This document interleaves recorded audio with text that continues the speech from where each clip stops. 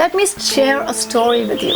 Story of a young boy who, when he was born, was given away for adoption by his biological parents because they were an unwed couple, only to be later adopted by a young couple, a very humble middle-class couple from Mountain View, which is now recognized as Silicon Valley. Spending his growing up years playing with electronic gadgets at home in his father's storeroom, this boy, by the time he turned 20, discovered and found what he loved to do. And he saw himself doing it for earning his livelihood. And beginning years full of struggle, sweat and toil, by the time he turned 30, he saw his idea grow into $1 billion empire. But only to be fired from his own business and replaced by someone smarter and better than him. It could have been devastating, and it indeed was devastating, to be fired from his own business. However, rather than choosing to retire to depression, anger and frustration, this boy chose to feel lighter. Lighter because the burden of being successful had suddenly been taken off him. Genesis of new ideas, he starts his business all over again only to reconstruct an empire equally powerful. Does this sound like a piece of fiction? Piece of fiction, a typical of a Amitabh Bachchan blockbuster from 70s? Hold. This is no fiction. This is the true story of the man who the world fell in love with, and his brand, his multi-billion-dollar brand that has made it to the world's most respected and celebrated brand till date.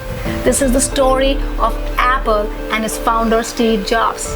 Now let us understand, what does it take to do what Steve Jobs could do to accomplish?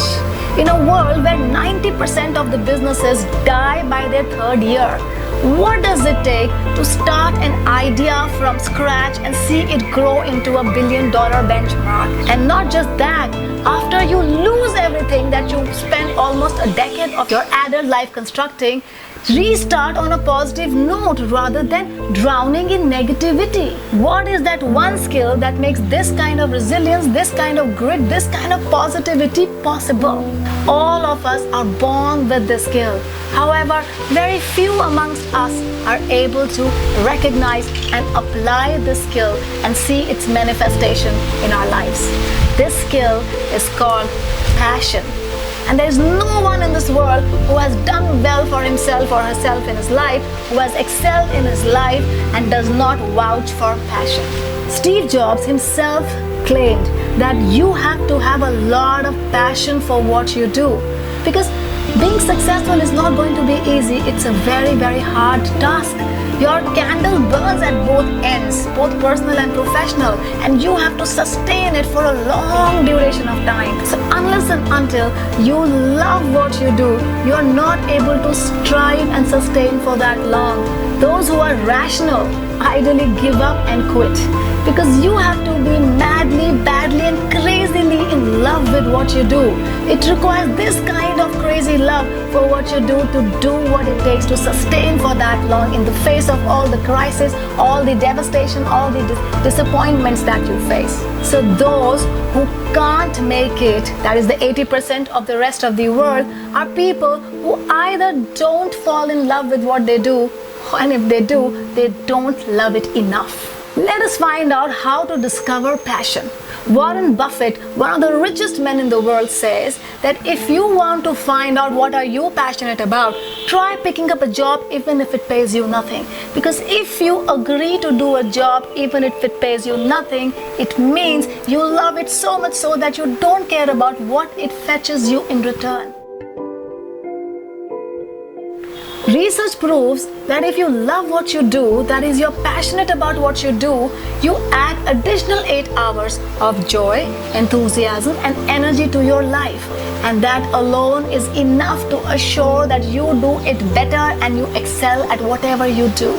Jeff Bezos, the second richest man in the world, says, if parents find what you are doing absolutely crazy to be doing at all, understand that you are pursuing your passion.